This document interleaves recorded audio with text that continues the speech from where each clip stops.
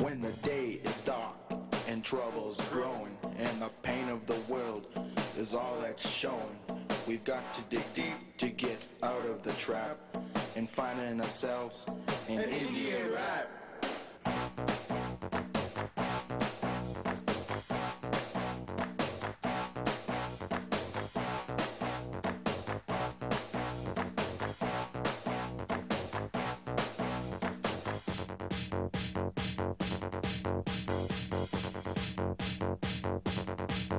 When you're called upon to save the day, and no solutions left but to do it your way. Just rise up tall and knock them out. That's the Indian rap I'm talking about.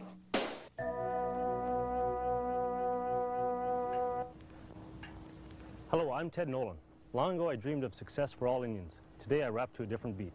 I dream of the same success, but I go about achieving it in a very special way.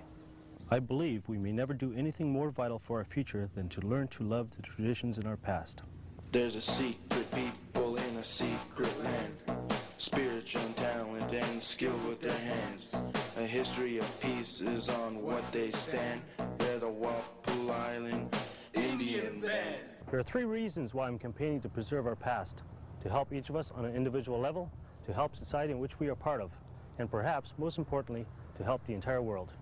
Your history is the lasting tears of all your people over all the years. Why learn it now and keep it alive? Listen to the answer in this short jive.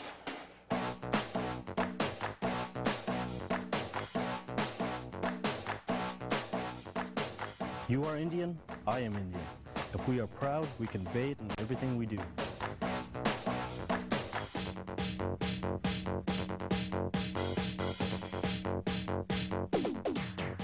We speak with certainty, we walk with dignity.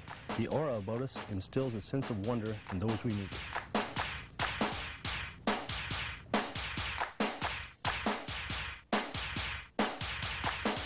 To build this aura, we must get in touch with ourselves. This requires that we understand the traditions of our forefathers.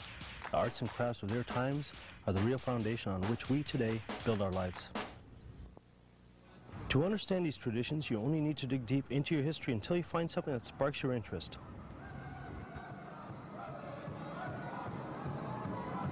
When you do, learn all you can about it. Let it fill your soul. Your footing in Indian tradition will then be secure. To your great advantage, your pride will be honest. In addition to individual success, you may have a goal for the survival of all Indians. This is the second main reason for my campaign. Any society exists only because the individuals within it continue to create it. A hockey club can only survive if the players play hockey. An Indian nation can only survive if the people in it live true Indian. Whether or not it is important that your Indian society survives is a question you may best answer by considering other questions. Do our elders want it to die in peace? Do we, who are now young, want it as a place to live our own lives with our own values? Do our children need the support it offers as they journey into adulthood? But there is no magic solution to keep any society alive. Each of us must love it. Each of us must understand it. Each of us must contribute to it. Each of us must start by preserving a bit of the past.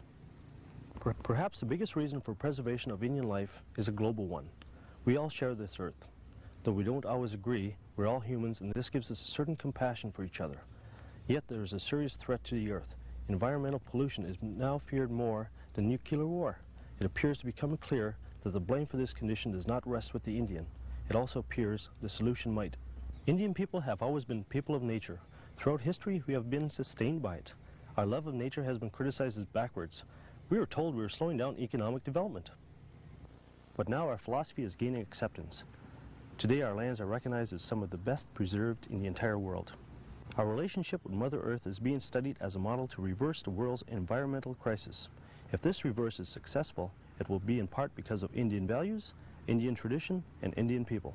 So you see, there are individual reasons, there are societal reasons, and universal reasons for each of you to personally fight for the continued existence of Indian people. But in this fight, you are not alone. I'm fighting with you, and many others are fighting with us. Fortunately, the fight does not have to be dreary. It can be a lot of fun. The way to win is to keep alive the things that identify us.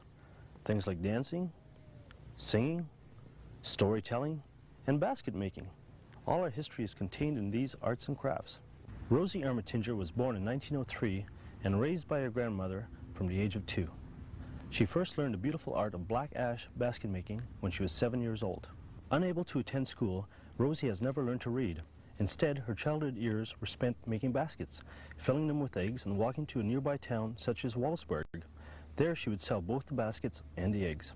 At the same time, her grandmother would travel to Mount Clemens, Michigan, where she herself would sell more of these rare baskets.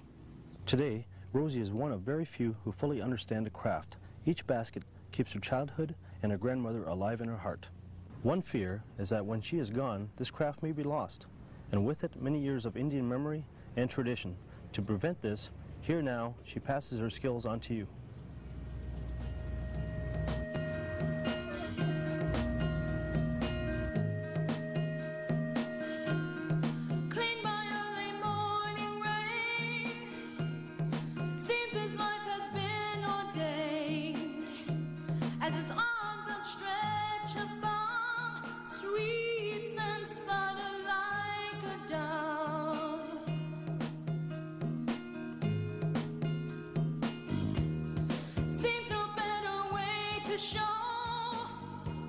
Just what gives the inner glow, but the circle of creation that's been deemed upon his nation. There's a trimming and a soaking, then the thumping of the wood. Every layer of separation filled with meaningful sensation. Brilliant colors flood his pores, colors Indian child adores. Wondrous hands of child's grandmother teach him lessons as no other.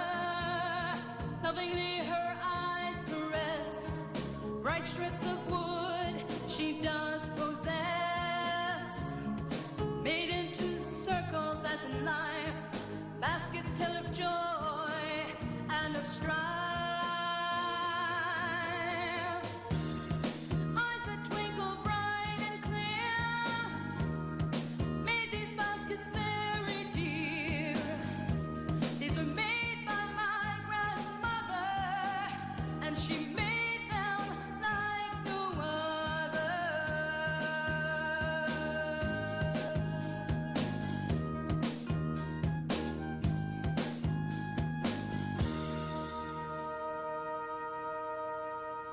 Talia kuna kena ken moad mampini schnabeg yo in schnabeg moad. Vignashi kena net toing yo. Nino agnaji ken moad worship mendes wat. Nino ken moad yo one kena net to wat and well newa. Mimanda I ship go send magic ken moad meanwhile. Just as strong as the bridge on which I now stand is the bridge that traditional arts and crafts provide. It connects the past to the future and offers a solid ground from which we can reach for the success we all dream of. I have a challenge for you. Let's each one of us learn the techniques of one of the arts or crafts we've seen. Just one, that's all. If we do, there'll never be any danger of losing the knowledge of these techniques.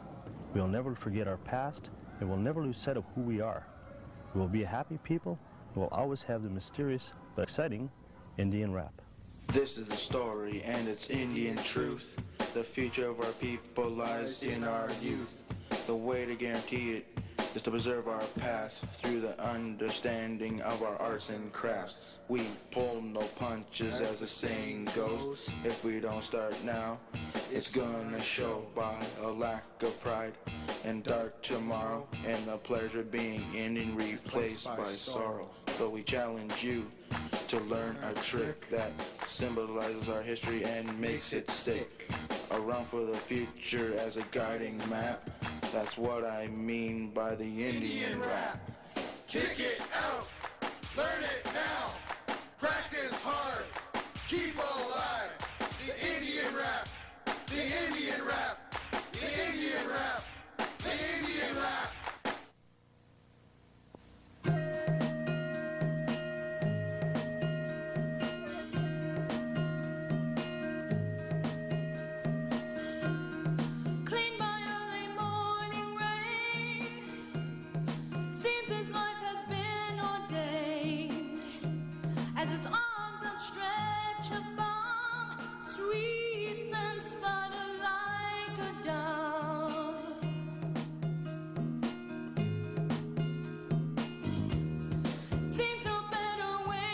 show